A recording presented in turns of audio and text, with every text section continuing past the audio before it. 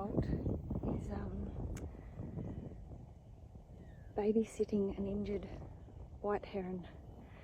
So the heron can't fly and it lives here and uses Bolt as his protection. And Bolt's so gentle that the heron feels comfortable being around him. So as I get closer, the heron might not want to stay. But that's good boy Bolt, looking after the heron.